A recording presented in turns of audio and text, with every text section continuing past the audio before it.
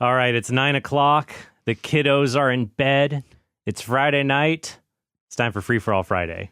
Patron edition, Mrs. Laura Horn, ready to answer your questions. Are you ready, Laura? I am, yes.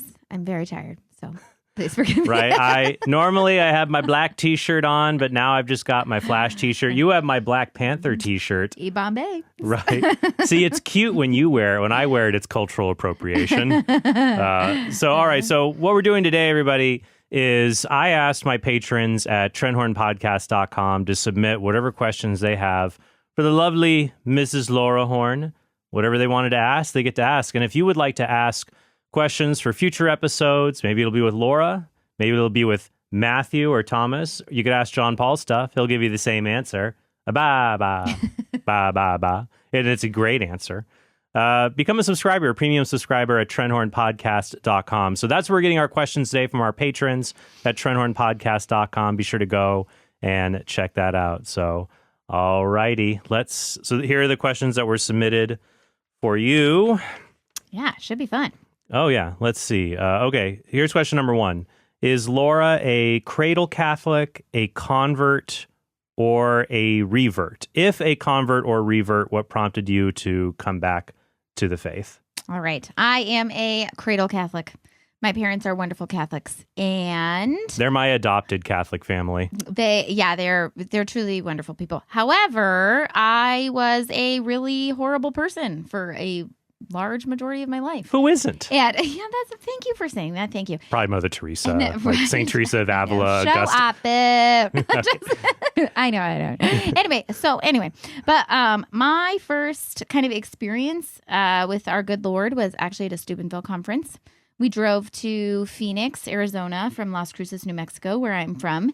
And that was the first time that I really encountered our Lord in the Eucharist. And they had a big old adoration night that, people who have gone to are familiar with.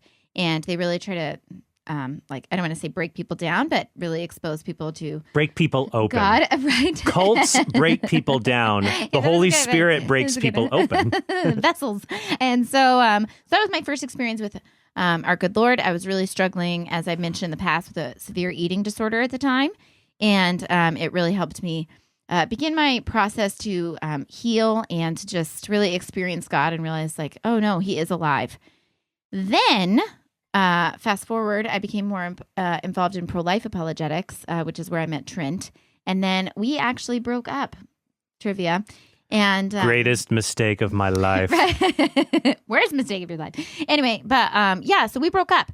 And at that point, I kind of had to take apologetics on myself. And so Yeah, that was something we had in common. I mean, you were doing pro-life apologetics. When we first met, if you watch the documentary on my channel, the pro-life documentary, Laura is in that. That's where I met her. How dare you? No one watched that. And Well, I think you're super cute in it. abortion is murder.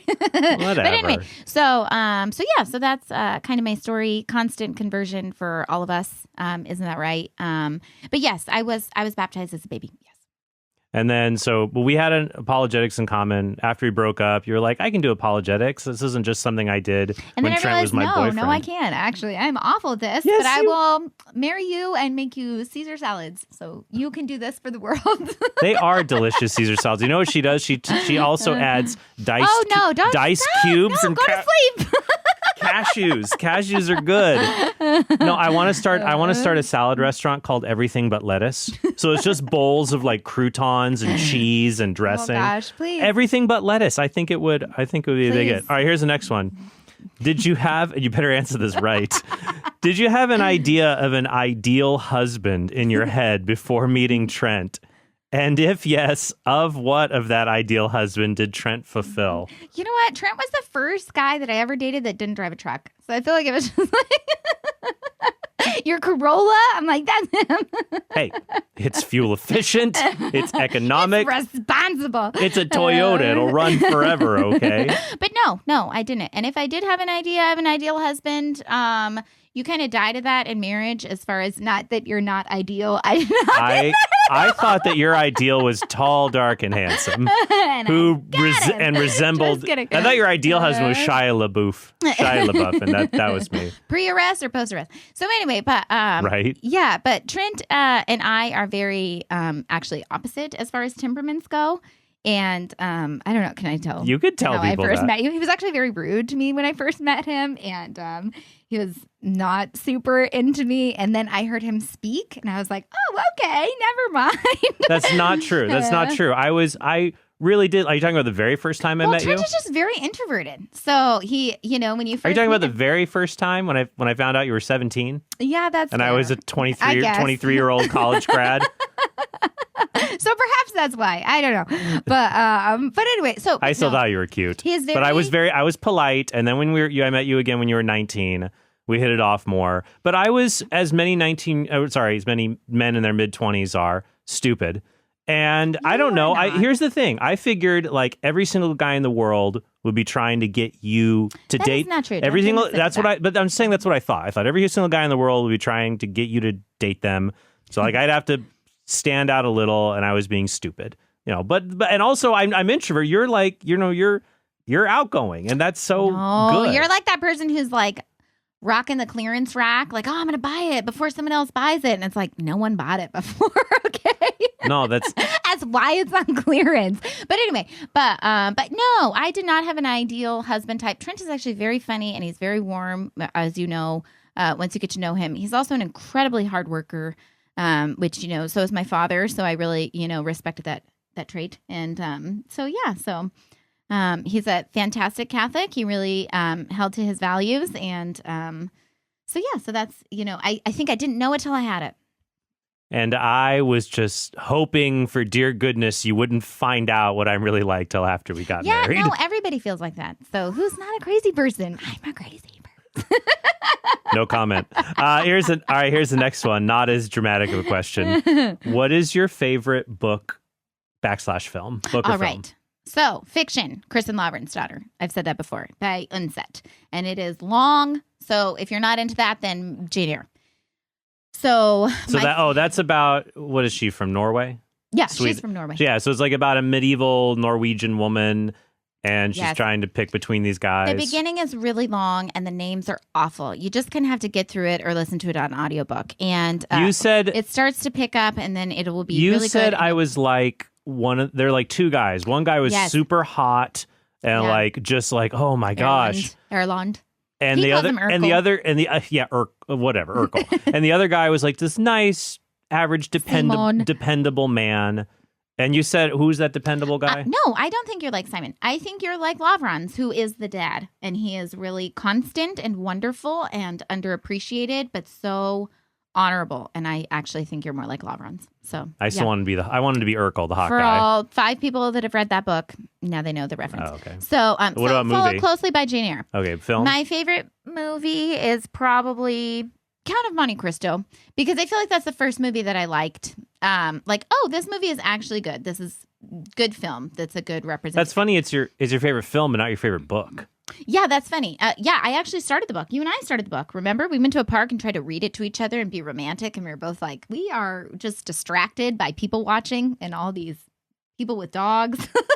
There's things you always think like, oh, it's gonna be. Let's read to It's each gonna other. be romantic. I'm like, I'm tired and it's hot out. And I can't pronounce Danglars, lest I saw the movie. So, but my favorite, my favorite film, funny film, honestly, very inappropriate. And I'm sorry, Dad, if you're watching, but I really like the movie 21 Jump Street. But I would not recommend that actually anybody in the world watch it. The USCCB would consider it rated O. I know, but if you morally offensive. Fit Angel, it would be 4 minutes long, and you would laugh the whole time. It is pretty funny. I watched 20. But when you watch it on TV, it's like, oh, thank you, because then everything's cut out. I do like the TV edits of those films, but it is funny. Though I remember watching the original 21 Jump Street. I don't even know if you were born yet. No, how dare you? Probably not. Probably not.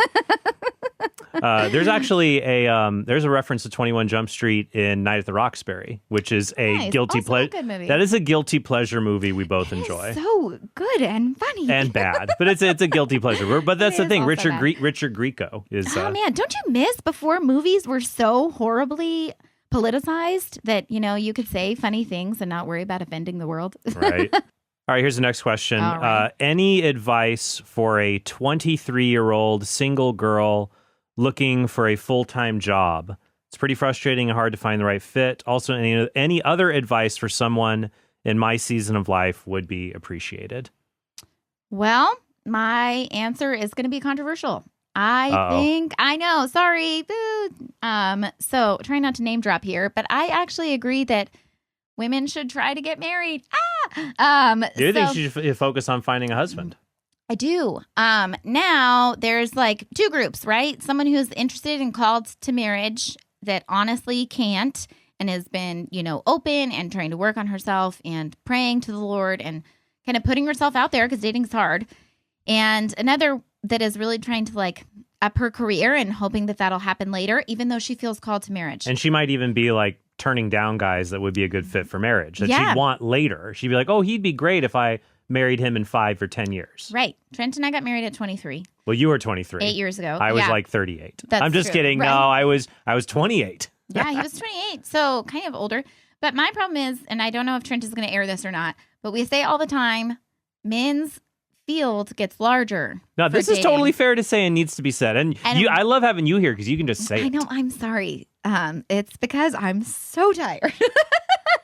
But no, so you're saying like as Men's fields gets larger. you mean the opportunities for marriage right. for men. When you were 28, you could have married a 19-year-old, which I mean would have been controversial, but you could have. Well, what? Or you could have married a 28-year-old. Oh. But What makes you think that I would be attracted to like some super cute blonde 19-year-old petite girl? Please don't say that now. But I'm talking about my wife. I'm talking about Laura. But our field gets a little smaller, so it's Women's. a women's field.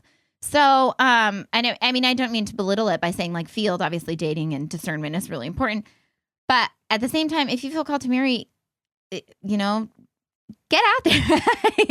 So, but if you feel called to marry and you can't meet anybody and you really are, you're volunteering and you're praying for your future spouse and you're really like praying to the Lord to send him to you and you still can't get hired. She said she doesn't fit in. So I don't know what that means. Like, as far as like, she's at a job that's making her less holy.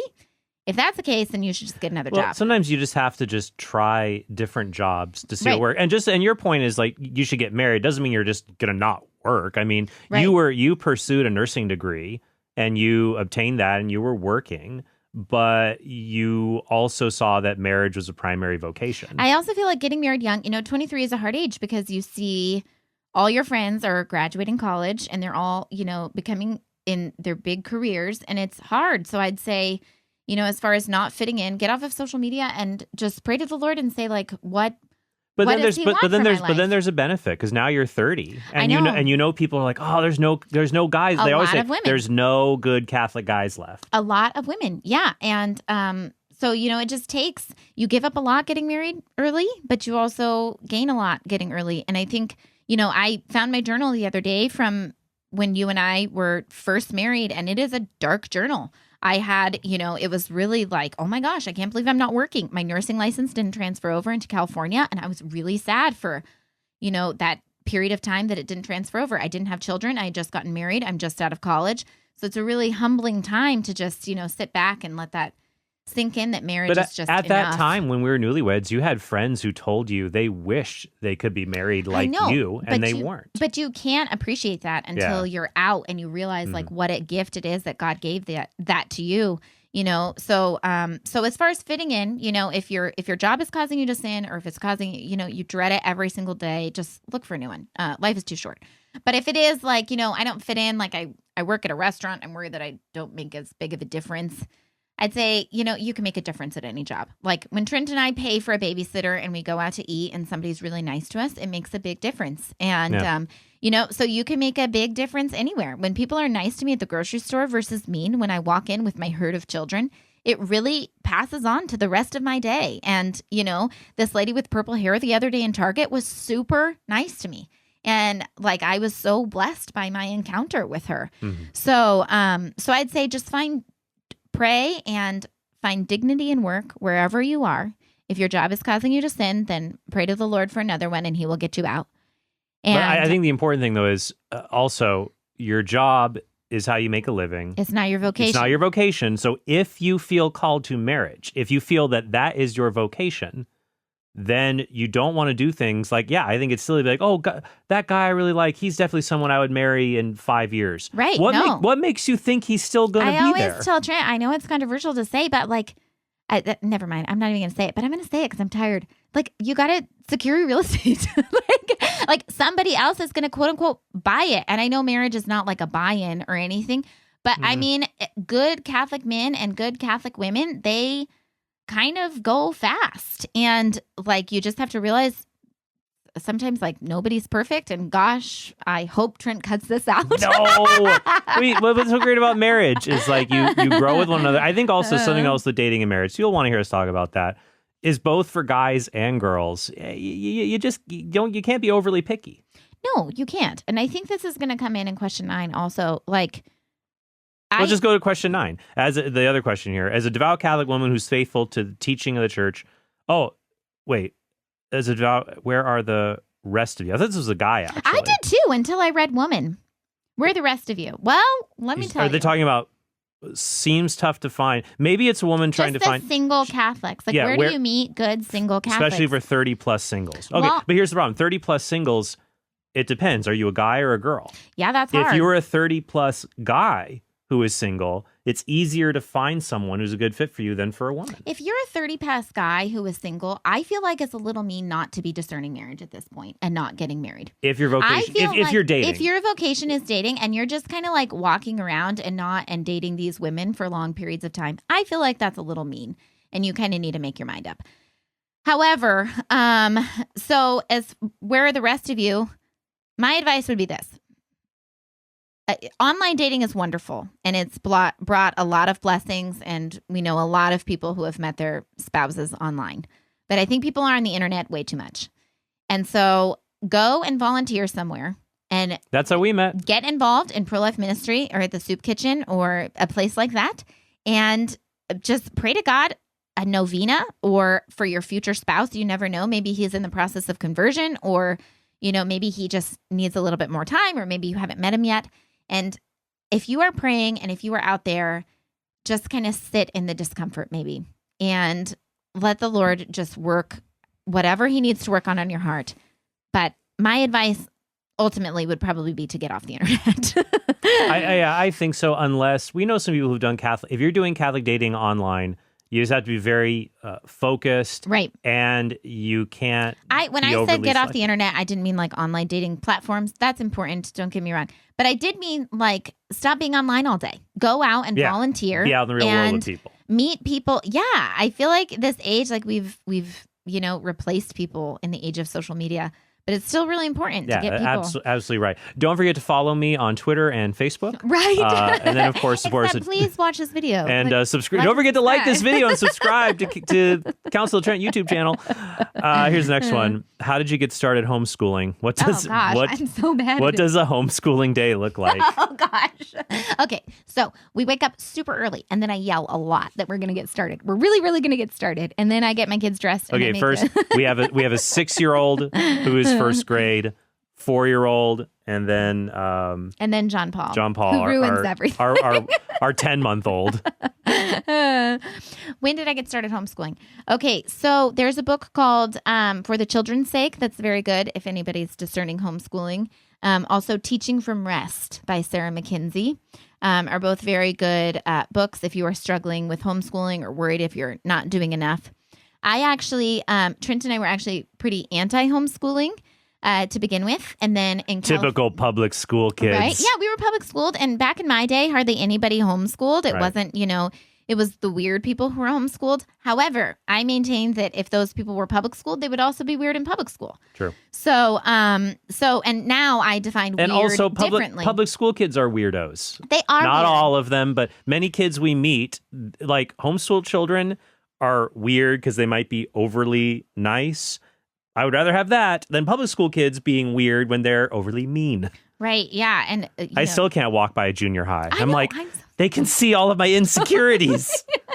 I know my hips are large. Anyway, but yes, so we I actually like that, but all right. God. Maybe I drank a little bit. I never said I drank. Anyway, but I did. So, but I didn't. But Trent and I decided to homeschool because in California, it was basically the only option. And then we discerned that it was the best option. So I was grateful that God, led us to California to help us discern that. I would say also homeschooling conferences are very helpful to get around and, hear people that have persevered in their mission. It was really helpful to hear people who were successful and had great, productive 17-year-olds and how they struggled when they were little. A homeschooling day looks like not great. No. I would say no, it depends on the day. And they're little still. Here's the thing about homeschooling. It takes a lot less time than you think it will. You were at school, public school for 6 to 8 hours. Homeschooling, honestly, if you sat down and did it, it takes probably... Public school is 8 hours long because it's babysitting. No, it really is. That's why it's meant... Public school is 8 hours long to provide an ability for parents to go work. That's why it's so long. I know, poor kids. But you know what? We're not above public school. I understand. No, of course. It's to each person's everybody circumstance. should have access to what they need to thrive, and some people might choose homeschooling. Depends on the child. Depends on the year. Yeah. But a typical homeschool day, honestly, in the morning we try to eat. We try to. I try to go on a walk, and then we do our school early in the morning. So. And then Matthew earns a reward. Usually he picks an episode of Superman or Batman. Or Justice League. Right. And so that's his little reward. And then we go on a walk or we do an activity together. Then they have quiet time. And then when we wake up, we have a snack. And then usually Trent is close to being done with work. So we do like a little activity or something like that, a little outing. So he's going to be doing a homeschool co-op next year. So he'll be going a little bit during the week and then you'll be continuing at home. But I love that he's so excited to go to school. Because he's like, oh, Lee listens to Little House on the Prairie. He's like, I'll do arithmetic. I need my slate. I know. He goes to Target and he's like, I need my slate. And then he's like, Mom, if you send me to school, I will walk 12 miles in the snow. You won't have to do that, kiddo. But yeah, so yes, I'd say it takes about an hour and a half each day, maybe if that, to be honest. And for a first grader, yeah. Yeah, for a first grader. So, but one-on-one time is very powerful with children. He's learning a lot. I think he's very bright. So, but yeah, so hopefully, we're able to continue in the future. And I pray for the grace in that because homeschooling is no joke. All righty. Let's do our last question here. Describe in 3 words or more, what is it like to be married to Trent? Smoking hot body. You're terrible. You're terrible. Sorry, edit it out. Let's see. I would say striving, good father. So striving, because you're always striving, right? Those are 2 separate striving. You're always striving at work and in your faith and in your marriage. You're always striving. And I love that about melancholics. They're so good. They're always working towards the ideal. Sometimes my favorite it's a little annoying. My favorite is when you'll say something like, we should go on a trip to X. Yeah. And then we should go to Florida. And he's like, great, I booked tickets and I figured this out and this is when we're going. I'm like, whoa, I am way too flighty for that. Like, no, I did not mean that. Melancholics make it happen. Sanguines have the vision and the melancholics. Go back to, maybe we'll do another free-for-all. We'll talk about the temperaments. Melancholic is basically like introvert. Sanguine's kind of an extrovert. We'll talk about that we'll have to do a future episode. That would be so fun. So, yeah, I don't know if that's actually how I would, like if I had to think about it more about the 3 words. But yeah, Trent really takes pride in being a good father. And I think he's actually a very, very good father. And that's what's important. You know what's funny? I was reading an article today. Now, I love working from home. Sometimes I might be here a little too much. Do you, though? I do like working from home. Well, no, I love working from home because I read an article that said that the average father in America sees his children 8 hours a week. That is so sad. I know. Oh, wow. That is very sad. I know. Is that average, though? Like absent fathers and fathers at home? Oh, like the dads who are just visiting. Is that the median? Like the dads who only have joint custody. Yeah. I don't know. But I mean, even still. No, that's still like a huge loss. But you think that if a dad has to go to the office and he has a half-hour commute each way. I know. Yeah. Not to go on a tangent, but really, people ask me all the time, like, why are you so pro-life? And I'm like, really, my dad. Yeah. So dads are so important. I know. And you help me be a better dad. We always help each other. And that's what's nice about marriage. Marriage is not about finding Mr. Right, I found Mrs. Right, but it's about she found Mr. Right enough, not Mr. Good Bar, Mr. Good Enough Bar. But you grow with each other in marriage, so I'm excited. So we've been married now for 8 years, going on 8 years. Yeah, solid. All right, almost a decade. Woo! We'll have to do a special 10-year anniversal show when that rolls around. We know nothing. The advice is what you pay for. Right, we're doing the best we can. Right. Well, thank you, Lata. I'll let you go night since all right, now the kids are all down. So thanks for being here. All right, thank you guys for watching. Hope you enjoyed this Free for All Friday, and I hope you have a very blessed weekend. Thank you. Hey, thanks for watching this video. If you want to help us produce more great content like this, be sure to click subscribe and go to TrentHornPodcast.com to become a premium subscriber. You'll help us create more videos like this and get access to bonus content and sneak peeks of our upcoming projects.